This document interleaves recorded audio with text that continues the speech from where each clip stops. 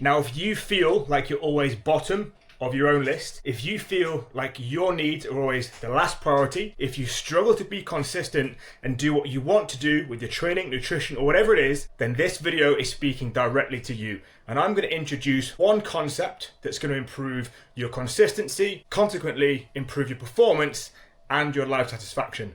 So without further ado, let's get stuck straight in.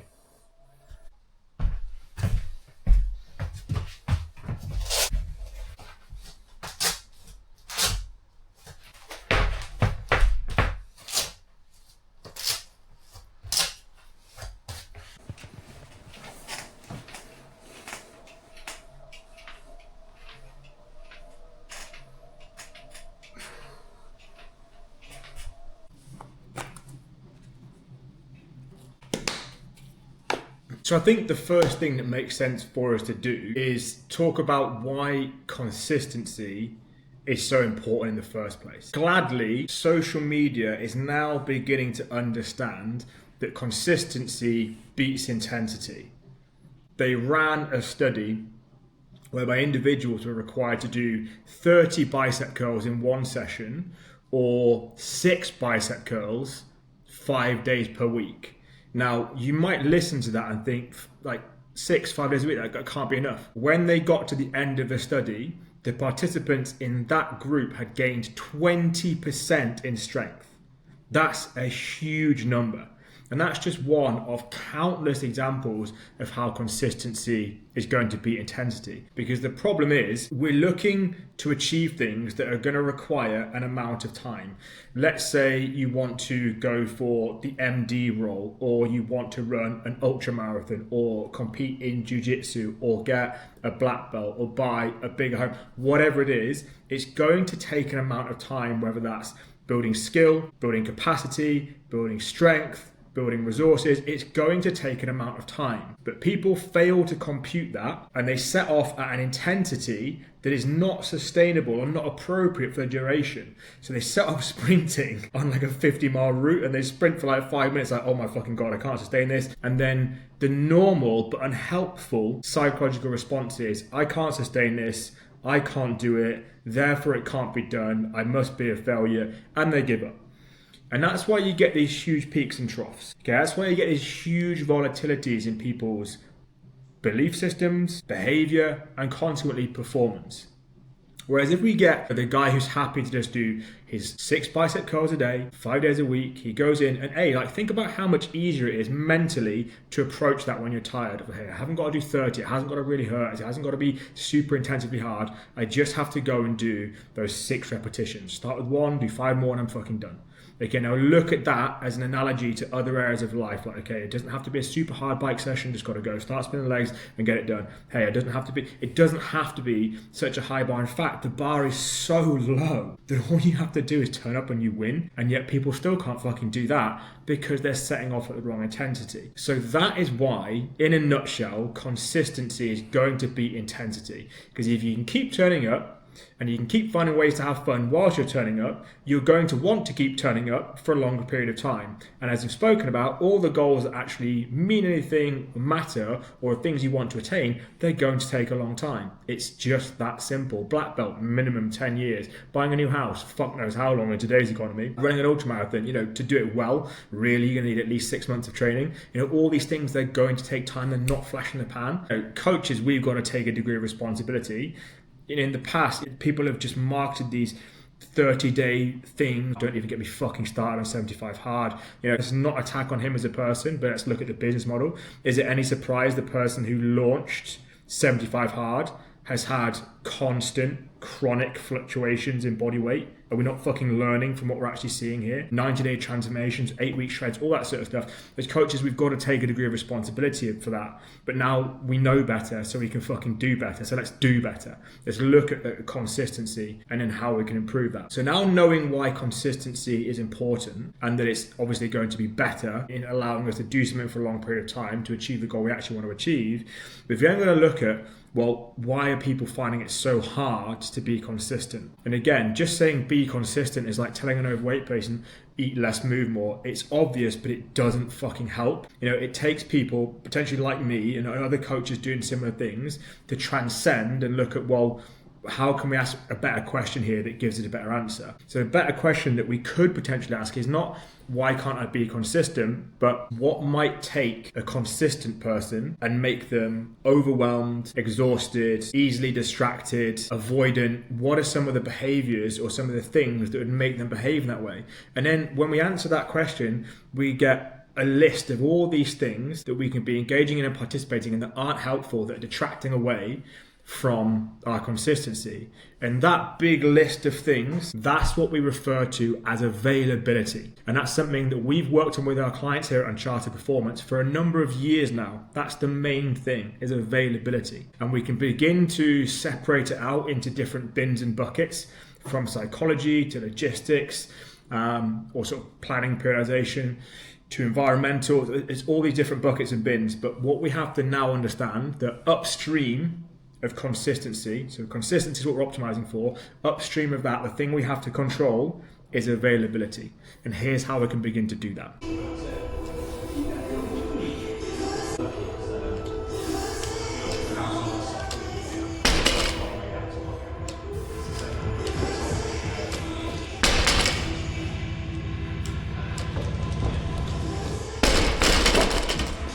Right, so I'm going to stop half-assing my admin for our expedition next week and talk to you about availability. I'm just here kind of collating medical stuff, food, all that sort of good stuff for our expedition in Kintail. It begins on Tuesday the 22nd of April, but I'm going to talk to you about those buckets of availability. I'll take a seat here. So as I've spoke to, we want to put these things into different camps simply to avoid overwhelm. But again, we can even be sequential with this. And what I like to do whenever I'm working with clients is break it down into two primarily, and we can really block them down even further from that. And those are logistical or psychological. So is the thing that's mitigating your consistency and stopping you being available, is it a psychological thing or is it a logistical thing? Because everything is going to fall into one of those two camps. So let's run some examples for you. Let's say there's literally not enough time in your Monday to go and do a 90-minute bike session. Okay, let's look at that. And actually, if we look into your day, and it is very much like, you've got to take kids to school, then you're working from home, and you've got back-to-back meetings that are not booked in by you, and then you've got to pick the kids up, and then you're making dinner and putting them to bed. Okay, that's a logistical one.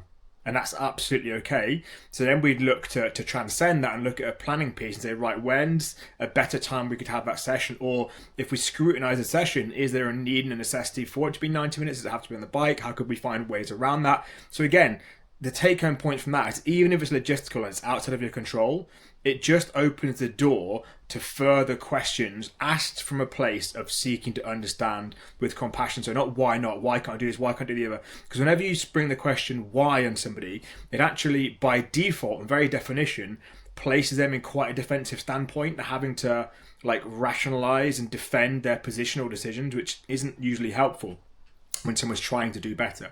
So it's seeking to understand, okay, right, what could move? Is there a reason why we need to do this? As a coaching team, we are specialists, and I'm going to use the word experts. We are experts in stress management. So if we've got a really stressed person, but we know we need to get this certain type of physiological training stressed in alignment with that goal, what's a different way we could do it that maybe works around the logistics, as an example?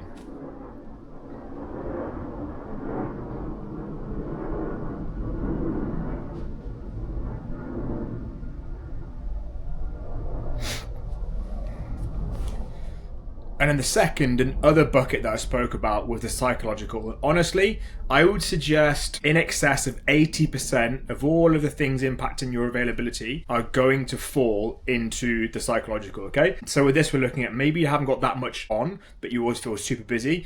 That's a psychological thing because it's a planning issue, okay? If it's a planning issue, there's going to be some kind of cognitive distortion there, whether that's perfectionism, whether that's people pleasing, whether that's an all or nothing mentality. It could be any one of those things. But again, it's a psychological thing. We can work on identifying the limiting belief, kind of changing and upgrading that, installing a new one, running the system again. Hey presto, those apparently logistical considerations have just gone away.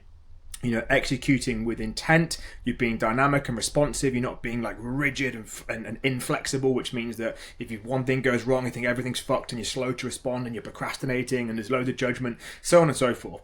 And so I really do believe in excess of 80% of things are going to come down to psychological. Even like, I don't know what to do or where to spend most of the time.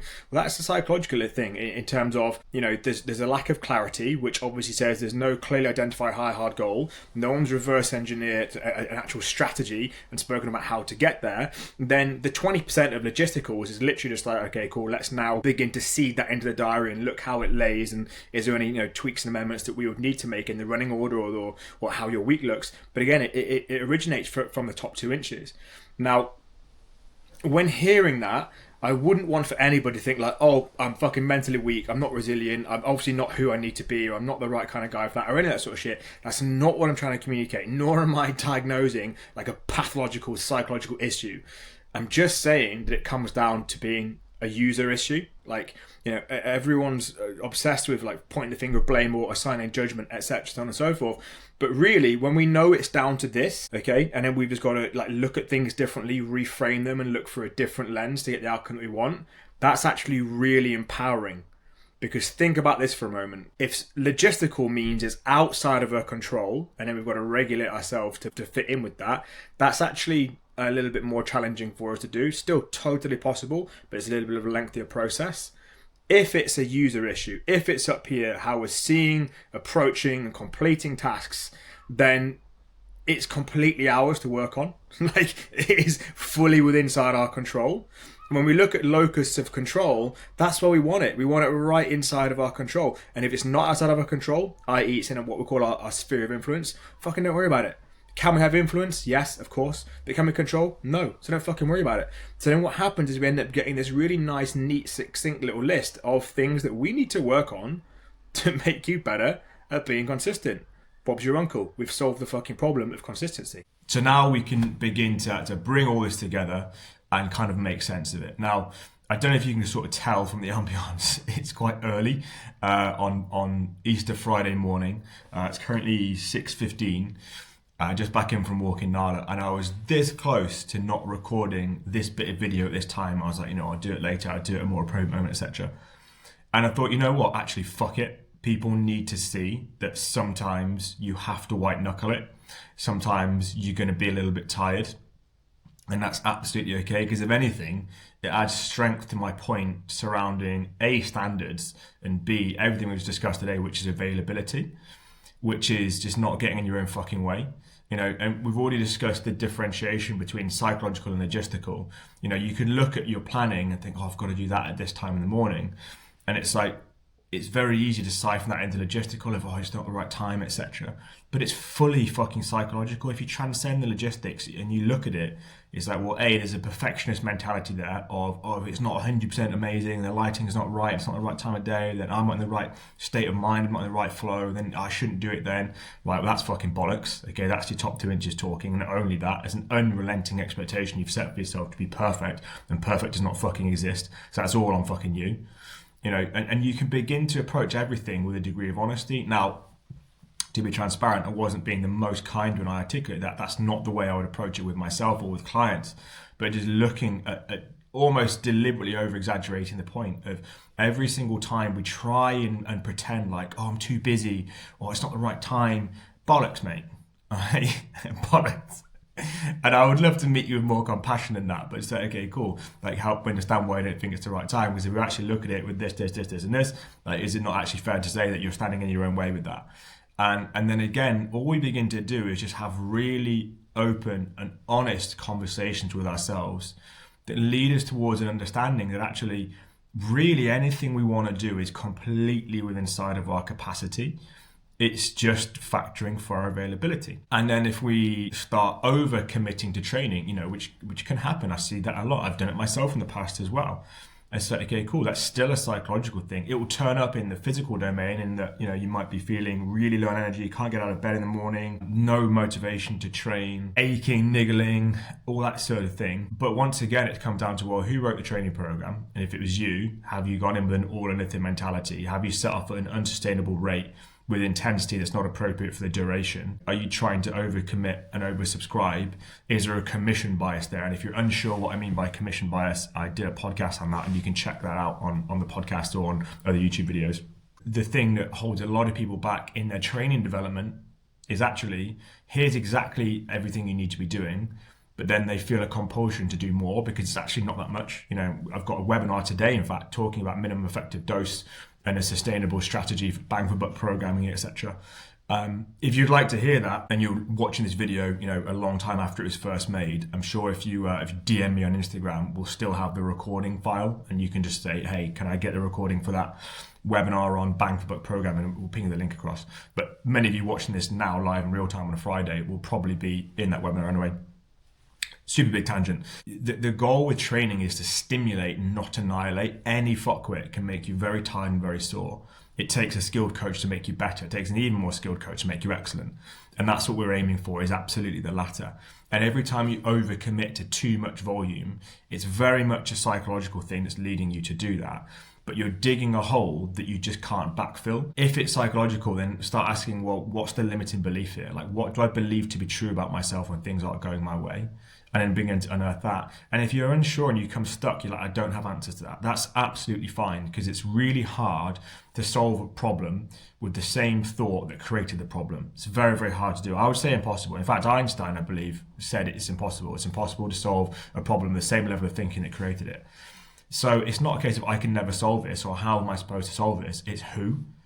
Like, who can I speak to help me solve that? Who can help me solve this problem? Who can shine an external light onto the situation? Who can relay me the instructions to get out of this situation? You look at jiu-jitsu tournaments, there's always someone cornering, because when you're in the mats, you're not seeing everything. You might be getting a lot of pressure placed upon you in very small spaces, and you've got a coach in the corner saying, like, left elbow to left hip, shrimp that way, do this, do that, and then you're beginning to make progress out of the situation.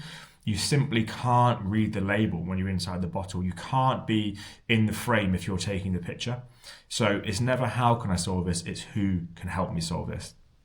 But to put a big old bow around this and everything we've discussed, if you want further understanding on the subject matter, then I really do encourage you to just drop a comment down below or DM me on Instagram. Like, there's no wall here, there's no barrier of like, I'm not going to speak to you or I can't help you, etc. Because I appreciate it's quite a nuanced and arguably complex topic. So if you want to talk about it, that's genuinely what me and all coaches are here for, we're here to do.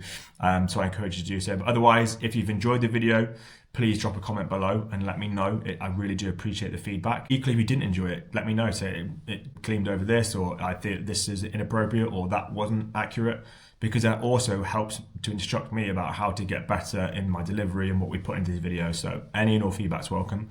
Have an awesome Easter weekend. If you're watching this way into the future, probably isn't Easter anymore, so that's irrelevant, but have a great weekend, and I'm sure I'll speak to you again very soon.